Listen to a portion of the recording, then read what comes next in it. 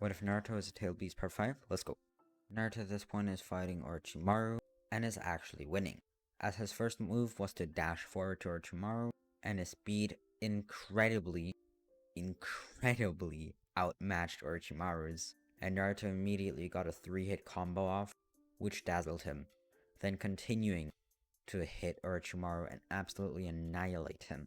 And it was not until Orochimaru was able to get one breath of air and a slight pause, which allowed him to summon his snake, that he was able to breathe a little bit.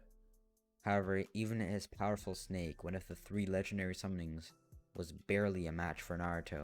It was strong, of course, but Naruto had so much power. His speed allowed him to get anywhere at any time. His speed was almost like teleporting, but it wasn't. It was just his sheer speed.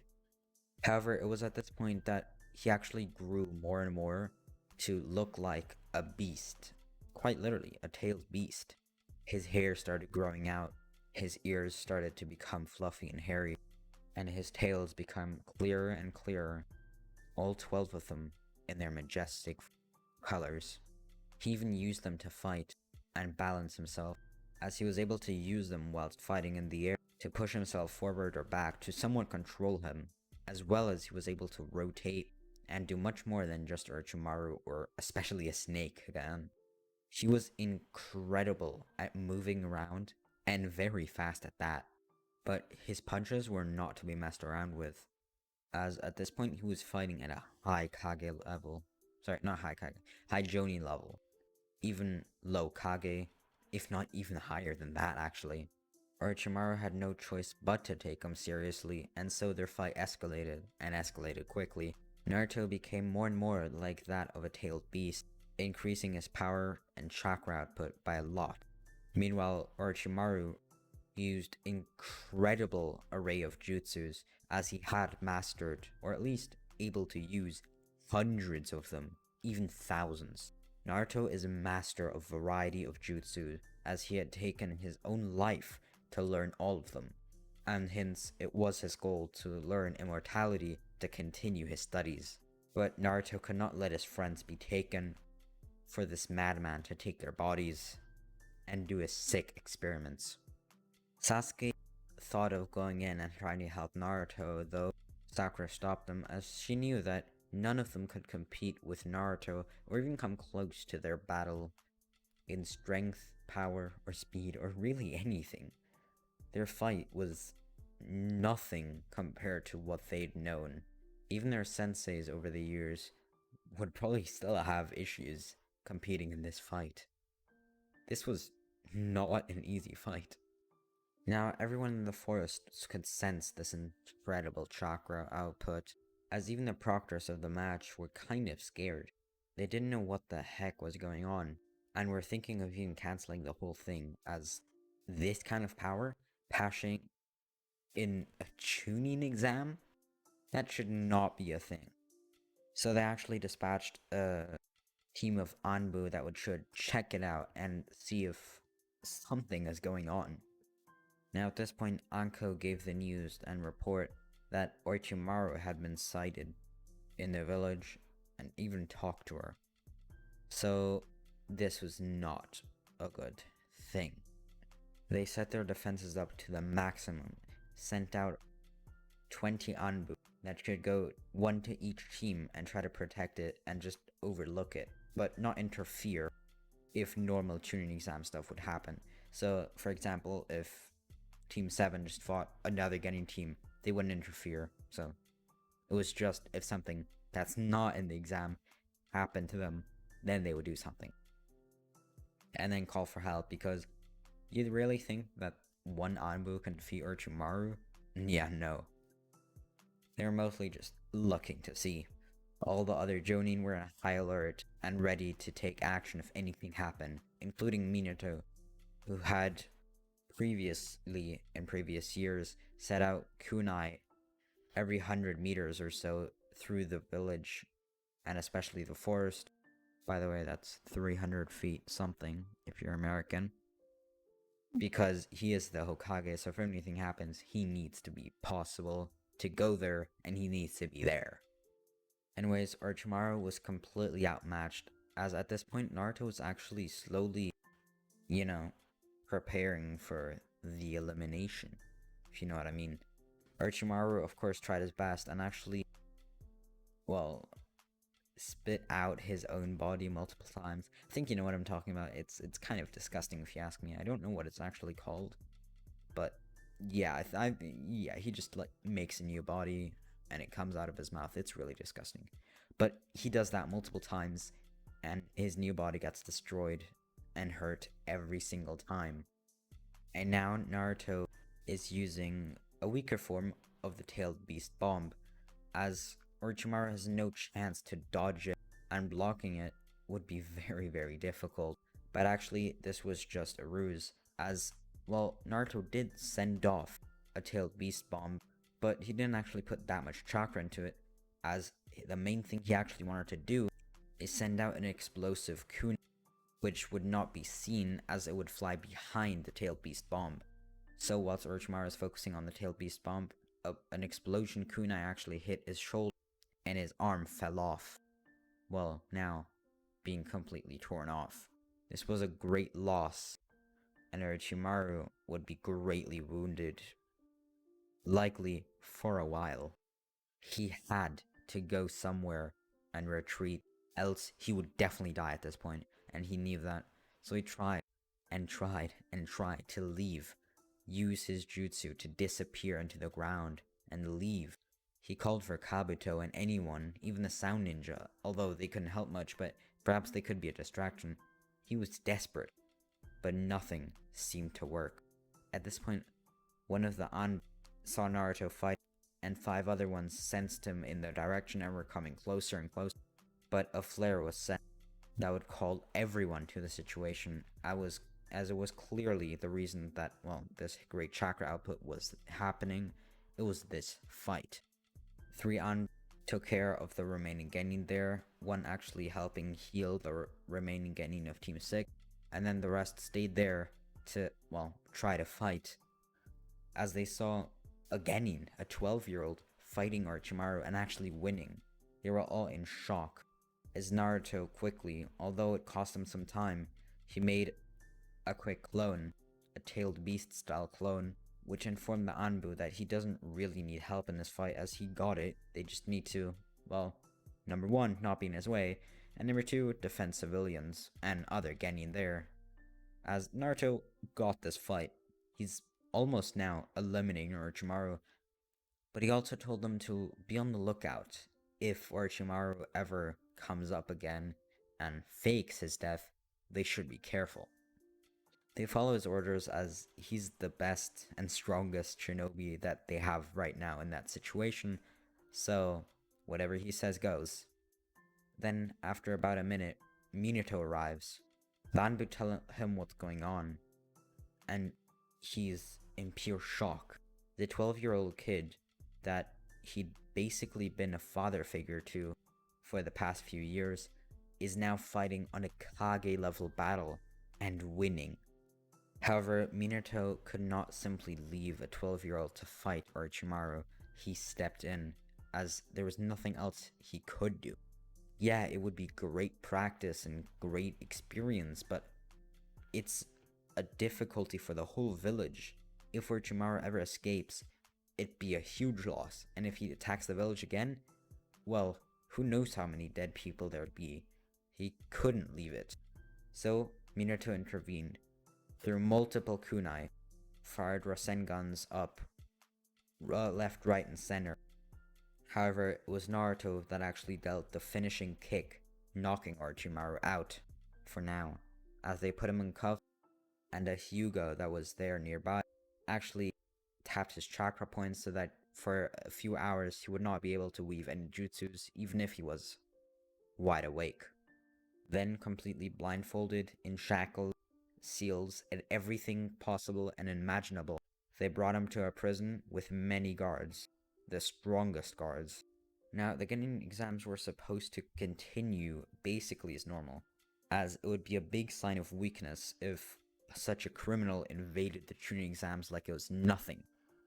So, Naruto was told to go back, but First, he had a discussion with Minato.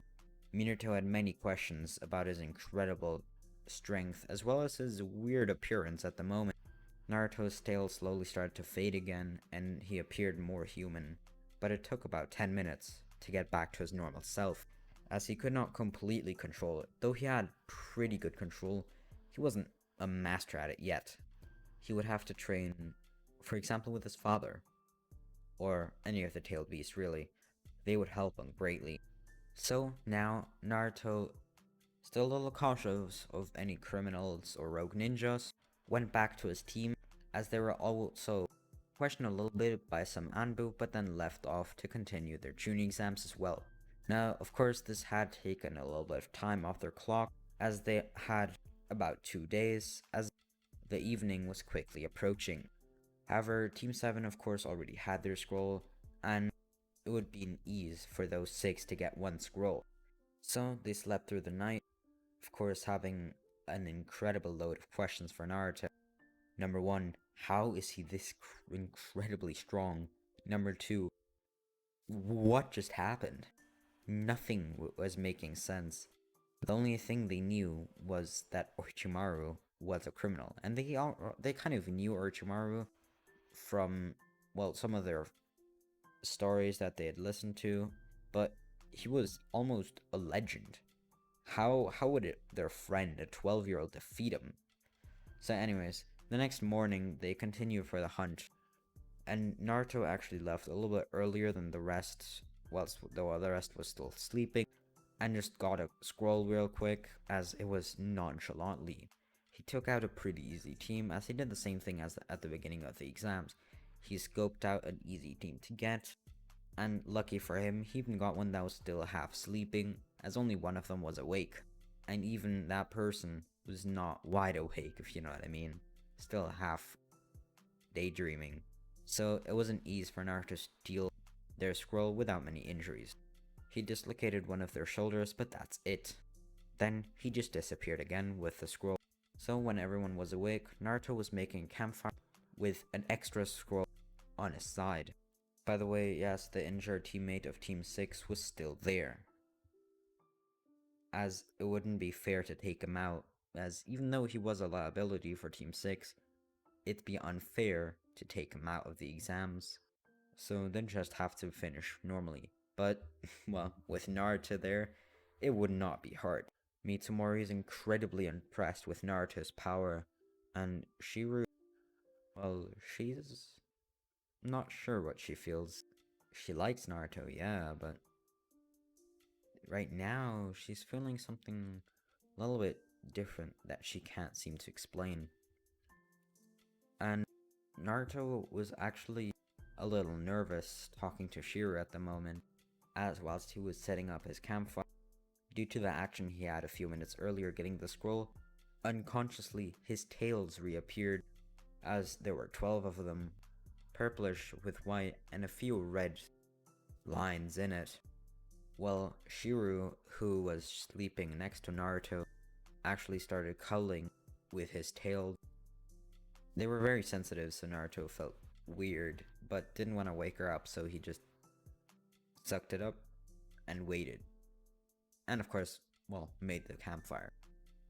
Then Team 13, as I'd call them, Team 6 and Team 7 combined, went to the tower to, well, hand in their scrolls and finish the second exam of the Chunin exams with only one injury. Now they had 2 more nights to prepare for what would come next, as they would first have to wait for the second exam to fully finish. There, Naruto actually talked with Gaara, as he wanted to get to know him better.